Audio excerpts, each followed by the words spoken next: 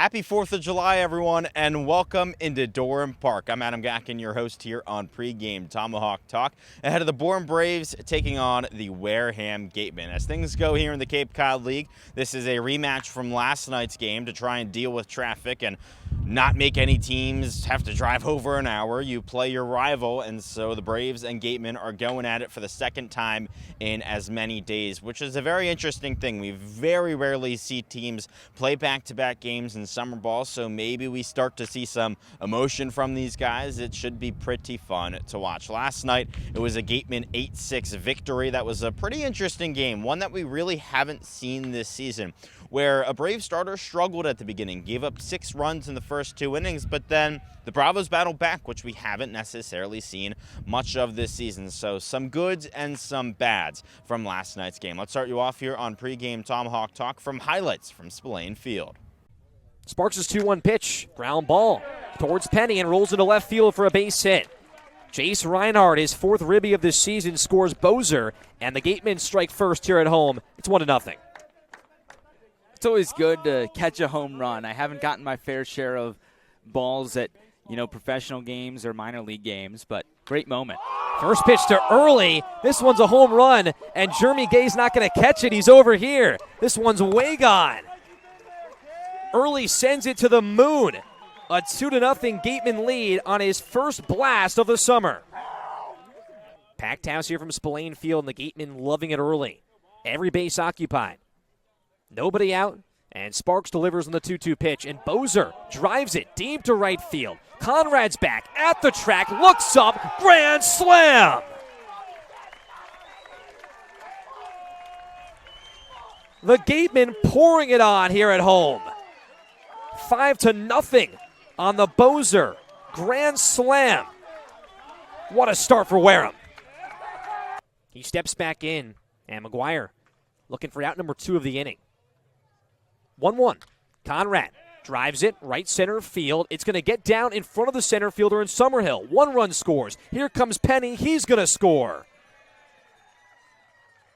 It's a 2-run single for Ethan Conrad, his 7th RBI of this season. And the Braves now a 4-run game at 6-2. Middle of this Bourne lineup. Here's the 3-1. Barthel fly ball to left field. That's Jace Reinhardt in straightaway left to make the catch. The throw will come home. It's cut off by Bobby Bozer as Blake Barthel drives in his first run as a Bravo. A sacrifice fly to bring home Conrad and make it 6-3 Wareham. West deals the 3-2. Curveball past Penny and up the middle for a base hit. Desero will score. Summerhill around third. The throw from Jackson to Grady at second.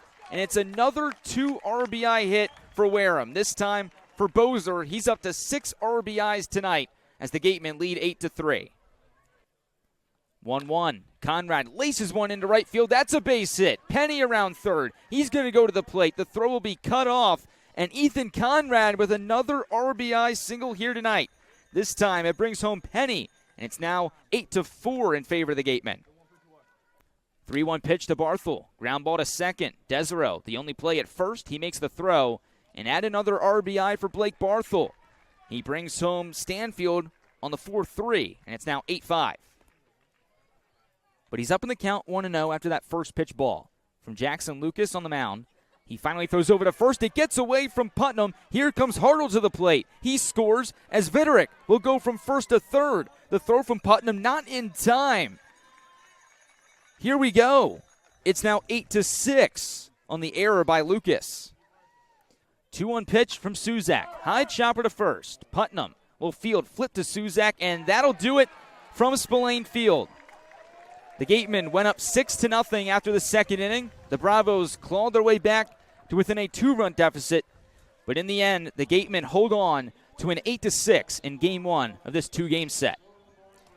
So we continue on here on Pregame Tomahawk Talk. I'm now joined by the 2 best-dressed men here at Wareham Park. We got Nathan Schwartz and Cam Manna. You may not be able to see it, but Cam has got some awesome USA swim trunks on.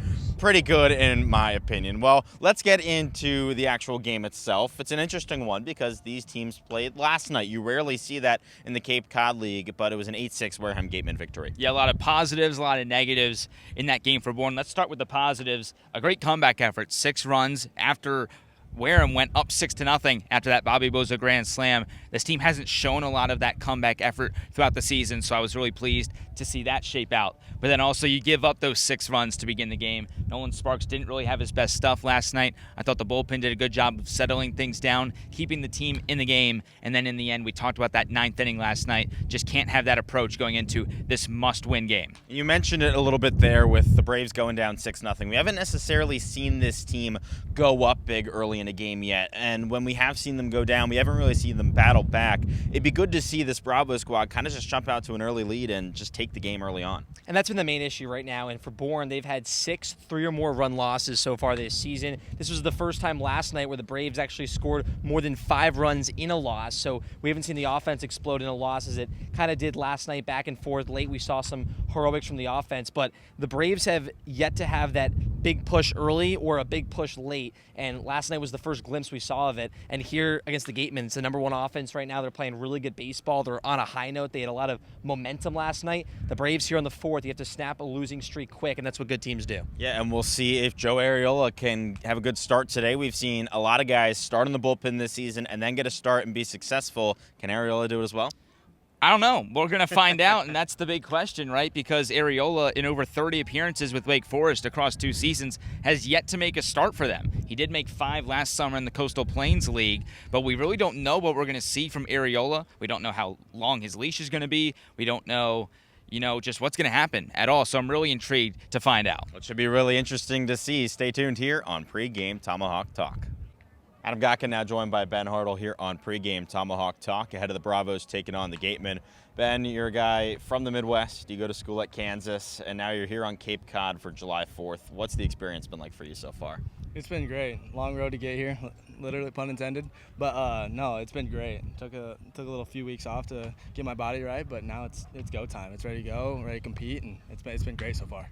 You spent a couple years at the junior college level and then leaped up to the Big 12. What's the adjustment like, going from one level of baseball to another?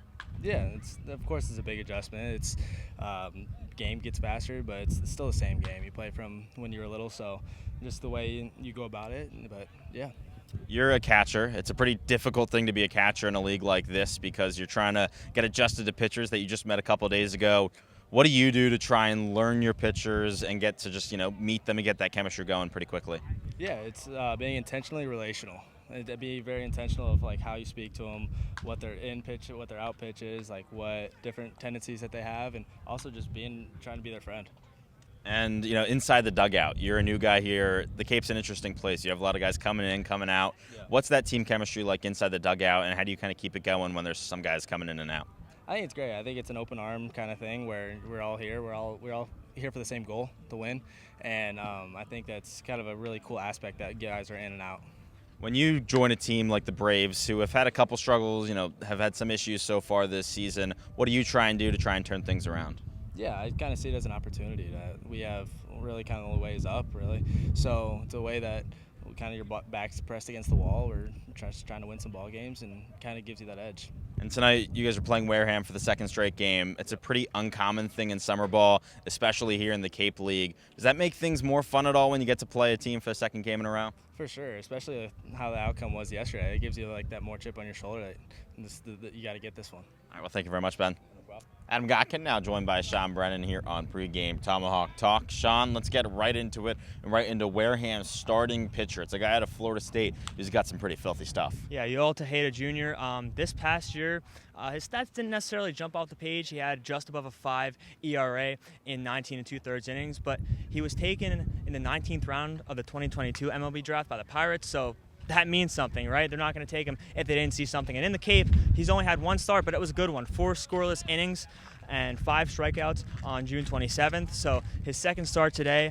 And we talked about Wareham's pitching being a little shaky yesterday, but I think they'll have a good start here today. They'll need a big start from him today. Now over to the other side of things, Wareham They won pretty much because of their early scoring yesterday. 5 runs in the second inning, including a grand slam, and the Bravos just could not come back from that. To win today, Bourne really needs to, early on in the game, limit hard contact. And that's what head coach Scott Landers said yesterday. He said it's hard to come back when you're down 3-0 or 6-0, excuse me, after the first couple of innings. Obviously, we saw them battle back, make that a game. It was 8-6 the final, but this is a team where if you allow base runners on, the Gatemen will make you pay. We talked about their offense yesterday, and that might fly. Maybe you can run into some early jams against some other teams, not the Gatemen. They hit well, and they showed that yesterday. I mean, they just piled it on early, and it resulted in a win for them. The Gatemen are the top team in the West Division for a reason. First pitch coming up at 6 p.m. here from Durham Park.